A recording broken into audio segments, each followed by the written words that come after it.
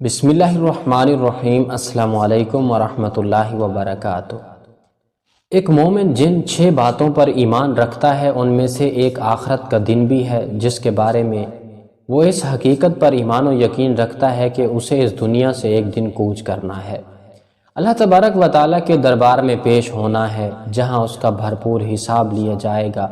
اگر اس نے ذرہ برابر بھی نیک عمل کیا ہوگا تو اس کی جزا پائے گا، اور اگر اس نے رتی برابر بھی برا کام کیا ہوگا تو اس کی سزا بھگتے گا۔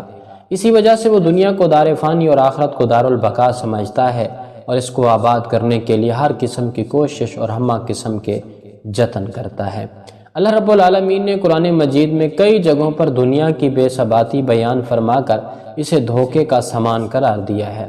فرمان باری اعلیٰ ہے، جس کا ترجمہ ہے تم سب جان لو کہ دنیا کی زندگی محض کھیل تماشا، زیب و زینت، آپس میں ایک دوسرے پر فخر کرنا اور مال و دولت اور اولاد میں ایک دوسرے سے آگے بڑھنا ہے۔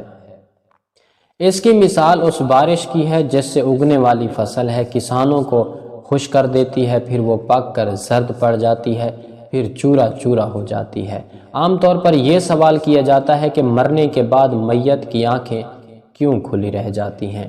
ناظرین گرامی، سائنس اس کا جو بھی جواب دے، لیکن ایک مسلمان کے لیے اس سے بڑا حکمت افروز جواب کیا ہو سکتا ہے جو آقائے کریم، آقائے دو عالم صلی اللہ علیہ وآلہ وسلم نے دیا تھا، اور اس راز لافانی سے آگاہ فرما دیا تھا کہ جب کوئی فوت ہوتا ہے تو اس کی آنکھیں ایک ایسا منظر دیکھ رہی ہوتی ہیں جو زندوں کو نظر نہیں آتا۔ مسلم اور ابن ماجہ کی روایت کے مطابق حضرت ابو سلمہ رضی اللہ تعالی عنہ کا جب آخری وقت آیا تو رسول اللہ صلی اللہ علیہ وآلہ وسلم ان کی عیادت کے لیے تشریف لائے۔ وہ جان کنی کے عالم میں تھے، پردے کی دوسری طرف عورتیں رو رہی تھیں۔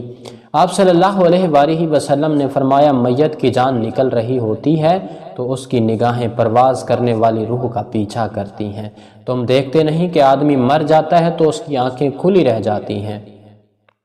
جب ابو سلمہ رضی اللہ تعالیٰ عنہ کا دم نکل گیا تو آپ صلی اللہ علیہ وآلہ وسلم نے اپنے دست مبارک سے ان کی آنکھیں بند کر دی۔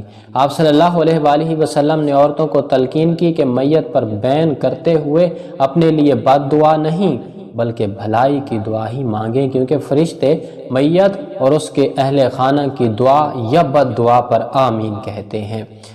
اس موقع پر نبی کریم صلی اللہ علیہ وآلہ وسلم نے حضرت ابو سلمہ رضی اللہ تعالیٰ عنہ کے لیے دعا فرمائی، اے اللہ ابو سلمہ کی مغفرت کر دے، ہدایت یافتہ یعنی اہل جنت میں ان کا درجہ بلند کر دے، پسماندگان میں ان کا قائم مقام ہو جا، اے رب العالمین ہماری اور ان کی مغفرت کر دے، قبر میں ان کے لیے کشادگی کر دے اور اسے منور کر دے۔